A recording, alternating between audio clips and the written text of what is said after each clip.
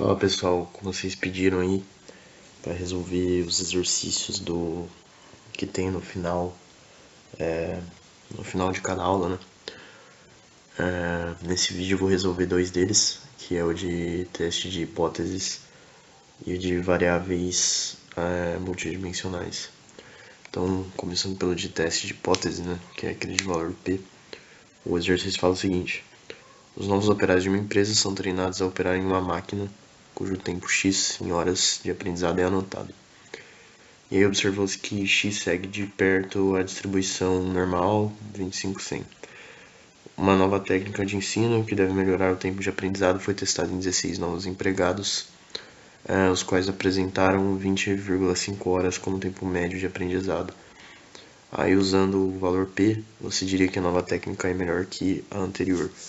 Tá, então, para esses exercícios aqui, o primeiro passo é a gente formular a hipótese, né?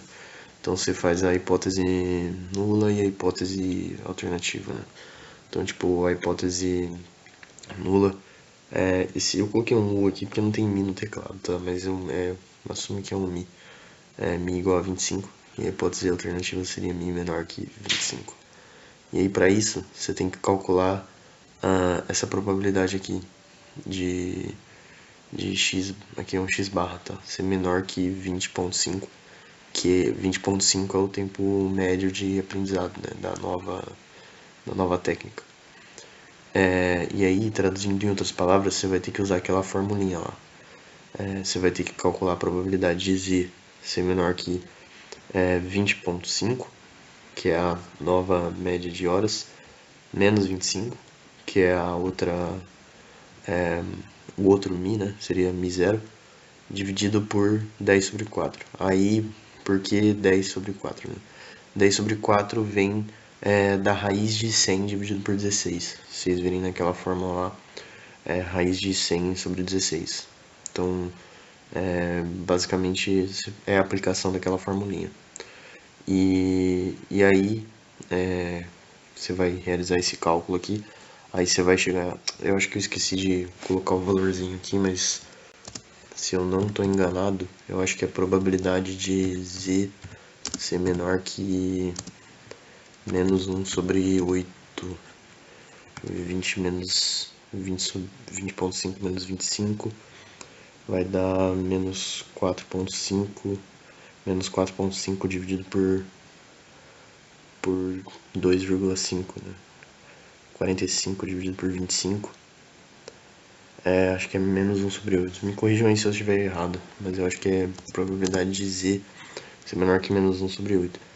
E aí, basicamente você vai ver esse valor pela normal, e aí você vai chegar em 0,036, que é a mesma coisa que 3,6%, tá? E aí, com base nesse 3,6%, você vai se basear no nível de significância padrão, que é 5%. E aí, com base na significância, a nível de significância 5%, a gente vai rejeitar a hipótese nula, que a média Mi assume o valor 25, e portanto Mi assume o valor aqui menor que 25, e aí a gente conclui que a hipótese, a gente rejeita a hipótese nula, assume a hipótese alternativa aqui, e portanto a nova técnica é melhor. E aí essa é a conclusão a nível de significância 5%. Aí claro que na prova pode ser que ele coloque outros valores de significância, né? Tipo, você tem que comparar com base no valor de significância que ele dá, e que esse valor de 5% é um valor razoável, entendeu? Então é basicamente isso, esse é o exercício. É tranquilo, é a aplicação daquela formulinha lá. Beleza. E aí, pode ser que ele peça para você classificar segundo níveis de significância diferentes, entendeu? Então, enfim, tipo, eu assumi valor de significância 5%, que é o padrão, mas pode ser que na prova você tenha que associar com outros valores e classificar como, tipo, dependendo do exercício, né? Como, sei lá, muito bom, bom, médio, sabe? Enfim. Aí o outro exercício que eu peguei é esse aqui, ó. De variáveis multidimensionais. aí sejam x e y uma distribuição conjunta da tabela abaixo. Aí não tem a tabela abaixo, tá? Porque o meu Windows Shift S não está funcionando por algum motivo, eu não consegui colar a tabela aqui no documento. Mas a tabela é essa aqui.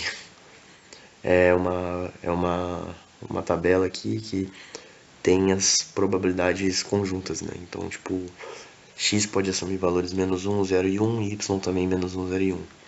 E aqui você tem a probabilidade de x -1 e y -1 é 0, x0, y0 é 0, x0, y-1 é 1/4, assim por diante. São as probabilidades conjuntas das nossas duas variáveis.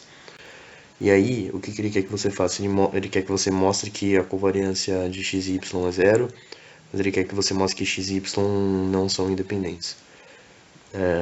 Tá, e aí, vamos mostrar que x e y não são independentes primeiro, que não tem muita conta para fazer, na verdade é só uma continha, né?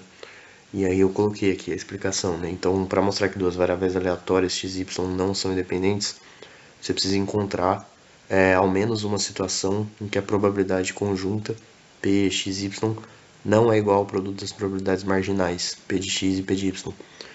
Ou seja, matematicamente, né, a independência das variáveis aleatórias x e y é definida da seguinte forma. Aí eu botei a formulinha. Então, para que as variáveis sejam independentes, todas as probabilidades conjuntas têm que ser iguais à multiplicação das probabilidades marginais. E aí, para você poder falar que elas não são independentes, né, que elas são variáveis independentes, você tem que encontrar pelo menos um caso que isso aqui não é satisfeito, para que você possa falsear isso, né? Tipo, se você encontrar pelo menos um caso na tabela que isso aqui não é verdadeiro, aí você já pode assumir que elas não são independentes, tá? Elas são dependentes. Então foi o que eu falei aqui, ó. Se você puder encontrar um exemplo em que essa igualdade não é verdadeira, então x e y não são independentes. E aí é bem tranquilo, né? Tipo, para você encontrar probabilidades marginais, né? Probabilidades marginais é, por exemplo, probabilidade de x igual a -1, probabilidade de x igual a 0, probabilidade de x igual a 1, entendeu? Essas são as probabilidades marginais. Você vai simplesmente vir na tabelinha e somar. Então, tipo, aqui você tem probabilidade de x igual a -1, e x igual a -1 com y igual a -1, x igual a -1 com y igual a 0, x igual a -1 com y igual a 1. Para você encontrar a probabilidade de x igual a -1, você simplesmente soma todas as probabilidades conjuntas em que x assume o valor -1.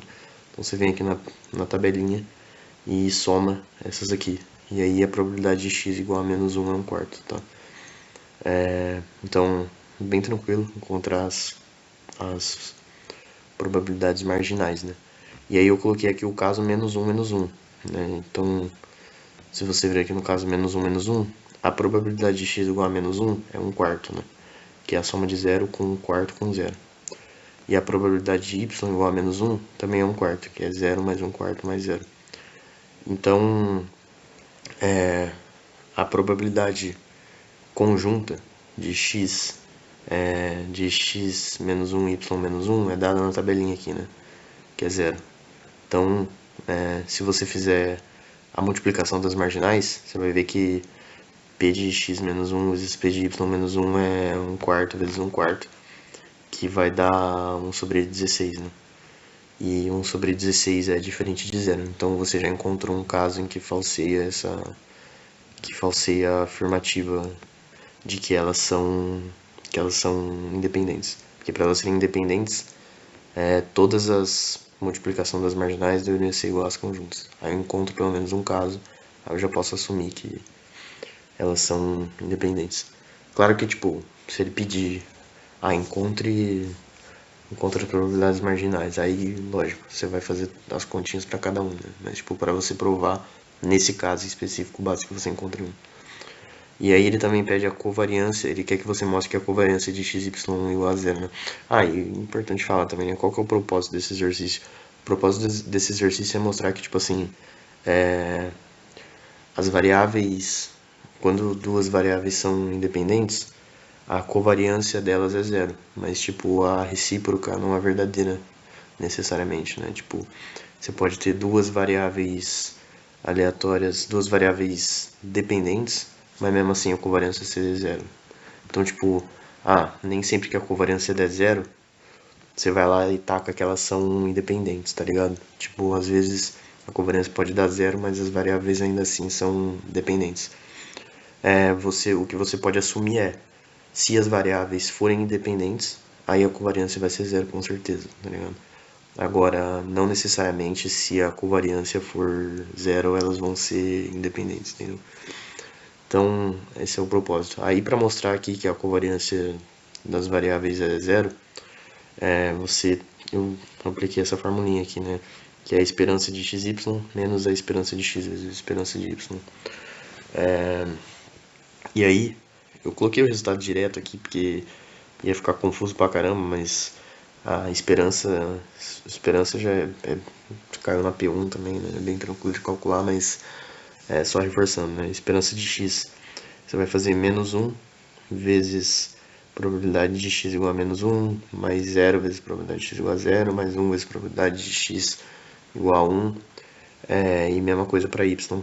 Então, aqui você vai fazer menos 1 vezes 1/4, vai dar menos 1/4, aqui não vai dar nada porque é 0, e aqui 1 vezes 1/4, aí vai ficar a esperança de x igual a 0. Aqui para y, menos 1, vai dar a mesma coisa, né? Menos 1 vezes, menos 1 vezes 1/4, mais 0 vezes 2/4, mais 1 vezes 1/4, vai dar 0 também. E aí, para você fazer a esperança de xy, você vai fazer menos 1, você vai fazer a multiplicação aqui, né? Então, tipo assim, menos 1 vezes 0, mais menos 1 vezes 0 vezes 1/4, mais menos 1 vezes 1 vezes 0, mais 0 vezes menos 1 vezes 1/4, 0 vezes 0 vezes 0, você vai ver que vai dar 0, porque sempre tem um 0 no meio, aí vai zerando. E aí, você fazendo a continha, você chega aqui a covariância de xy é igual a 0. Então, esses são os dois exercícios aí que eu peguei aqui, acho que é teste de hipóteses e variáveis multidimensionais. Isso aí, falou.